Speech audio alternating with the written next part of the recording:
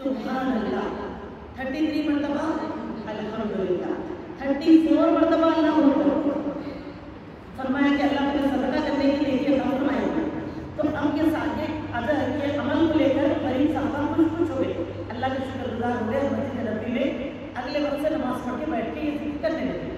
اب جیسے یہ لوگ اس کو کنٹینیو کرنے لگے تو دیکھو میری بہنوں کوئی بھی نیکی ہو جب ہونے لگے گی تو نظروں میں تو آئے گی. دوسرے مالدار صحابہ جو تھے نا وہ لوگ بھی غور کرنے لگے آخر یہ لوگ نماز کے بعد کیا پڑھنے بیٹھ کے، جو ہم کو نہیں معلوم ہے لوگ ایسا کیا پڑھنے بیٹھ کے. ان لوگوں نے کیا کیا، معلومات کرنے کی کوشش کی. جب معلومات کی کوشش کی تو معلوم ہو گیا ان کو کہ یہ لوگ جو ہے نا ایک خاص ذکر یعنی کہ اس طرح سے یعنی کہ ذکر کر رہے ہیں تاکہ نیکیوں میں بڑھو تھے. تو اگلے بار سے مالدار صحابہ بھی اسی عمل کو کرنا شروع کر دیا. غریب صحابہ کو پھر فکر ہو گئی لیکن نیکی کے لیے کیسی طرف رہتی تھی اچھائی. پھر فکر ہو گئی نبی صلی اللہ علیہ وسلم کے پاس پہنچ گئے، کہنے لگے اللہ کے رسول صلی اللہ علیہ وسلم اب تو جو ذکر آپ نے ہمیں بتایا نا وہ غریب مالداروں کو معلوم ہو گیا. اب وہ لوگ صدقہ بھی کر رہے ہیں ہمارے وہاں ذکر بھی کر رہے ہیں، پھر ہمارے سے آگے چلے جا رہے ہیں. آپ صلی اللہ علیہ وسلم نے فرمایا ذالک فضل اللہ یؤتیہ من یشاء واللہ ذو الفضل العظیم. اب یہ اللہ کا فضل ہے، ہم کچھ بھی نہیں کر سکتے، وہ جس کو چاہتا ہے فضل دیتا ہے. شکر تم لوگ فکر مت کرو، الحمدللہ اللہ تعالیٰ یعنی کہ جس کا اجر اسے عطا فرمائیں گے. تو میری عزیز کو دیکھو چھوٹی نیکیوں کو بھی کیسے دامن میں لیا جاتا. آج کئی چیزوں کو ہم چھوٹا ہو کر چھوڑ دیتے ہیں.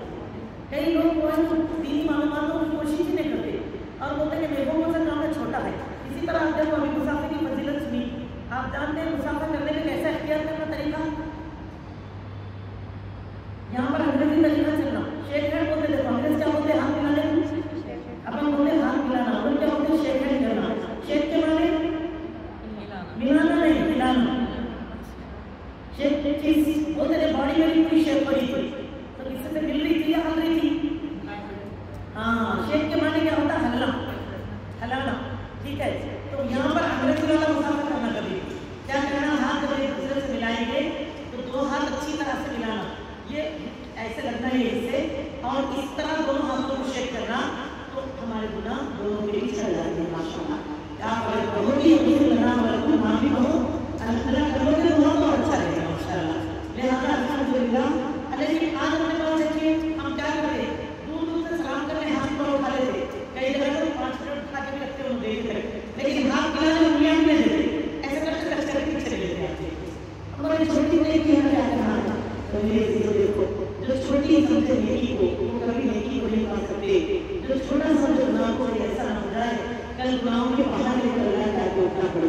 اسی لیے اس کا خیال رکھنے کے لیے اگر چھوٹی چھوٹی بھی نقصان دینے والی چیزیں اگر ہمارے گھر میں کانٹا بھی چھو جائے یا اگر چھوٹے کلر سے بھی ٹھوکر لگے تو کبھی کبھی سب کو ایسا ہو جاتا تو یہ جو غلطیوں کو چھوٹا بتانے والا معاملہ ہے ہمارے نفس کا کہ تم کون سا بڑا غلط کام کر رہے ہیں. یاد رکھو یہ نفس ہمارا اور اللہ اس کو بالکل نہیں پسند فرماتے.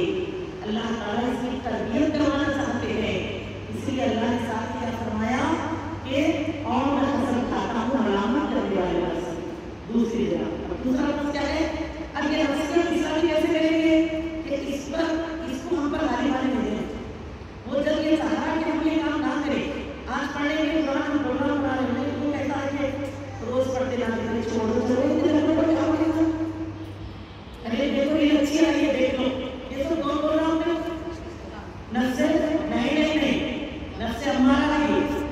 برائی کی طرف دکھایا چلو وہ جگہ پہ یہ کام کرو، یہ جگہ پہ یہ کام کرو. ٹھیک ہے تو لہٰذا کیا کریں گے اس ٹائم پہ اندر سے دل میں ہوتی دیکھیے یہ چیز ہے وضو کرنے کے لیے ہوتے پھر جو کافی نماز پڑھتے کوئی ادھر بھی ہے وہ ابھی تو اذان ہوئی سب 12 ہو رہی اور 1 بجے تک ٹائم ہے. وہ ایک بار آپ اٹھ کے یہاں تک کہ بہت صحیح ہو جاتی ہے. آپ دیکھ لیجیے پھر دل میں کیا ہوتا ہم نے آج ضرور تم نے چھوڑ دی تو پھر چھوڑ دو اثر پڑھ کے مغرب پڑھ کے کیا کرتے کل سے نہ فجر سے کنٹینیو کر کے پھر پڑھیں گے.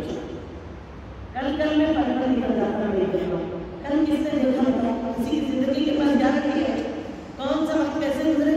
اسی لیے ہم کو چاہیے کہ ایسی غلطیوں سے بچے.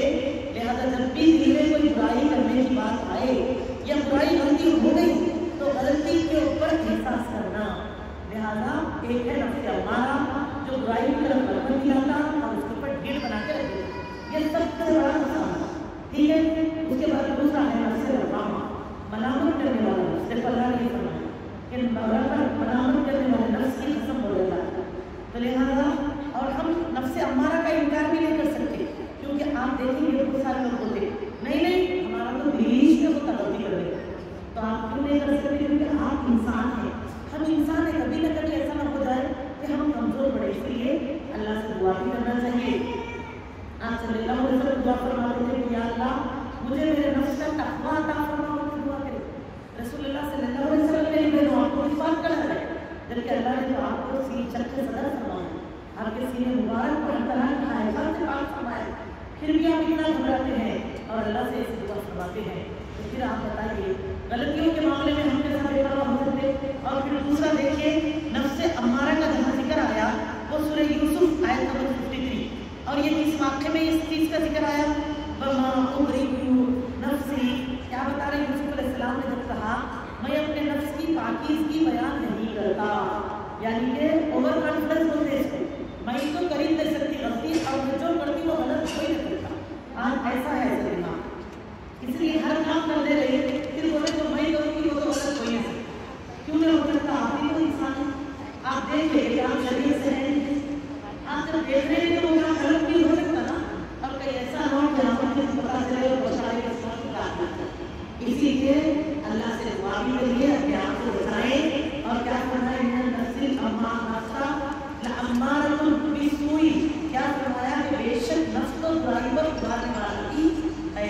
یہ اللہ تعالیٰ خود فرماتے ہیں کہ نفس تو انسان کو برائی پر ابھارنے والا ہی ہے، مگر کیا فرمایا یوسف علیہ السلام نے الا ما رحم ربی، مگر یہ کہ میرا رب ہی اپنا رحم کرے. یقیناً ان ربی غفور رحیم. کیا فرمایا کہ بے شک میرا رب بڑا بخشنے والا اور بڑا ہی